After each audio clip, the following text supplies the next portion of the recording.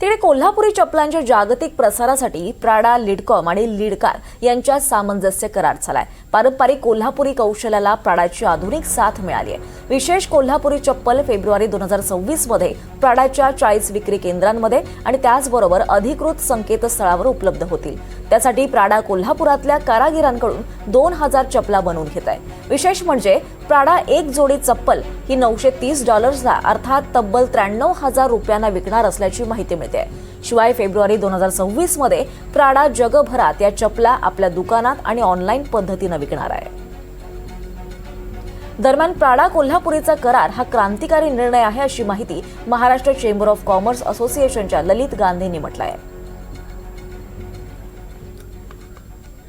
कोल्हापुरी चप्पल बनवणाऱ्या कारागिरांचं कौशल्य हे सुरक्षित राहावं आणि त्याचा त्यांना योग्य तो लाभ मिळावा यासाठी महाराष्ट्र चेंबर ऑफ कॉमर्सचा अध्यक्ष या नात्याने प्राडाबरोबर मी सुरू केलेला संवाद एक यशस्वी टप्प्यावर पूर्ण झाला।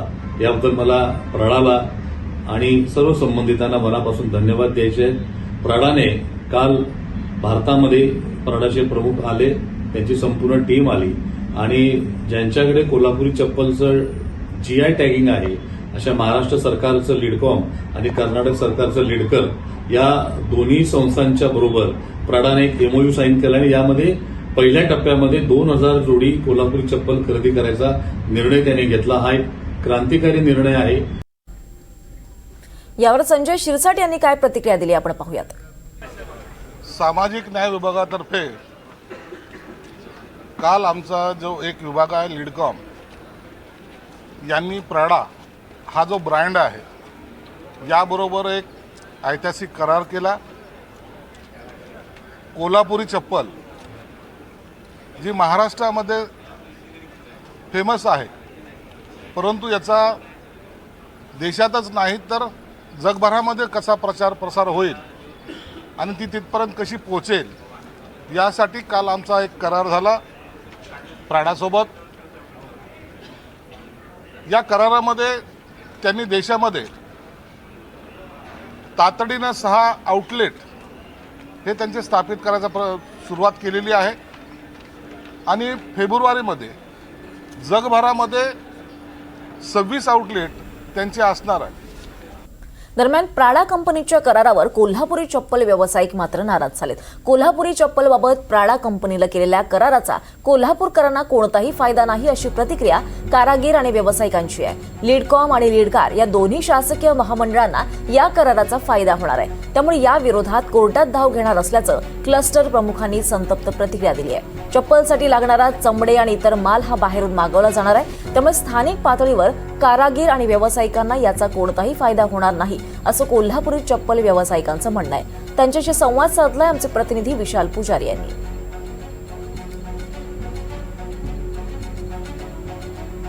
चप्पल आता जगभरात पोहोचणार आहे, त्यामुळे कोल्हापुरातल्या व्यावसायिक असतील, कारागीर असतील आणि कोल्हापुरी चप्पल वापरणारे सगळे पर्यटक असतील, कोल्हापूरकर असतील, यांच्यामध्ये कुठेतरी आनंदाचं वातावरण जे आहे ते पाहायला मिळते।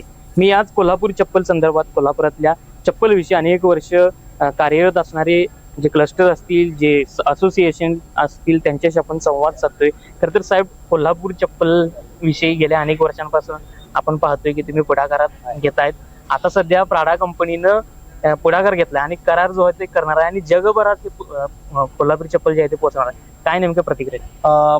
प्राडाला जे कोल्हापुरी चप्पल प्रथम प्राडानं जे जगामध्ये प्रसिद्ध केलं फॅशन शो मध्ये, त्यावेळेला प्राडानं कोल्हापूरचं नाव घेतलं नव्हतं। मग आम्ही सगळ्या विविध संघटनेनं, चेंबर ऑफ कॉमर्स, आमचे सगळे क्लस्टरचे इतर सगळे यामध्ये आम्ही आवाज उठवला कारागीर लोकांनी। त्यामुळं प्राडाला ह्या कोल्हापूरमध्ये छत्रपती शाहू राजाच्या नगरीमध्ये आणायला हे आमच्या कारागिरांनी आणि उद्योजकांनी भाग पाडलं। त्यानंतर आता जो मेन धोका आहे, एक कारागीर म्हणून, उत्पादक म्हणून मी आपल्याला सांगू इच्छितो की जे इथं आता संत तुळशीदास चर्मोद्योग विकास महामंडळ आहे, त्यानंतर कर्नाटकामध्ये लिडकर, बाबू जगजीवनराम चर्मोद्योग विकास महामंडळ, या महामंडळानं आतापर्यंत चर्मकार बांधवांच्या उन्नतीसाठी हे महामंडळ झालेलं आहे।